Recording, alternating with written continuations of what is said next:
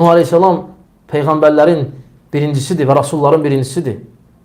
Allah Teala bu ki biz Nuh'a və ondan sonra gələn rasullara vəhy etdik və bu dəlildir ki Nuh birinci rasul olub.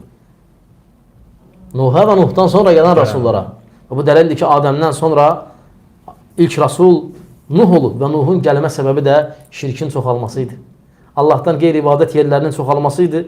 Allah Teala gördü bu vəziyyəti və bu vəziyyəti düzəltmək üçün Nuh'a vəzifə verdi. Və Nuh Aleyhisselam dəvət elədi.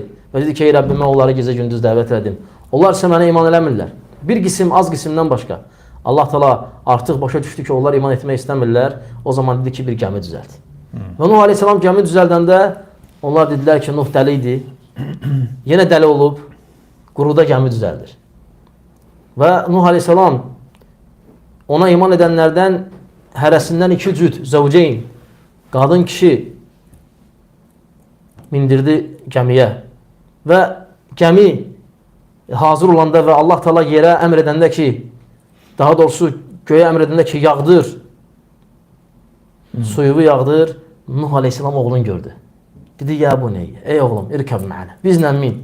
Min gəmiyə, qurtar bu tufandan. Dedim, mən dağlara çıxacam, dağlar mənə qoruyacaq. Elə bildi ki, Allah qadir deyil o suyu dağlara qaldıra.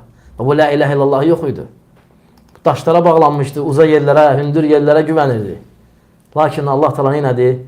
Məhv elədi onları.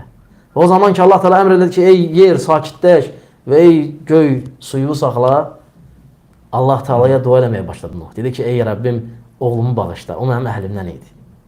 O mənim evimdən idi. O mənim əhlimdən idi. Nuh Aleyhisselama Allah Teala cavab verdi ki, yox, o sənin əhlindən deyildi. Yəni iman edənlər, sənin əhlindən olanlar, onlar gəmiyə minənlər idi.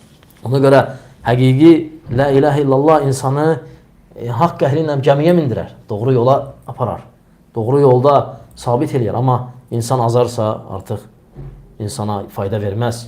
Ona görə Allah Teala Loğman Aleyhisselamı bizə Quran-ı Kərimdə Loğman surəsində vəsf edəndə buyurur ki, Loğman öz oğlundan məvuzə edərək və yaxud da xatırlatma edərək dedi ki, ya bu nə la tüşrik billah. Ey oğlum, Allaha şərik qoşma. Yəni la ilahe illallahdan möhkəm yapış. La tüşrik billah. İnnə şirkə la zulmun azim. Şirk pis bir zülümdür, əzəmətli bir zülümdür. Allah Teala'ya qarşı edilən ən böyük günahdır. Allah sənə bağışlamaz belə halda. Və bu dəlildir ki, Peyğəmbər s.ə.v Ədəb-ül Mufradda gələn hədisinin təsdiqidir ki, Nuh Aleyhisselam ölüm ayağında oğluna deyir ki, ey oğlum, sənə la ilahe illallah'a əmr edirəm.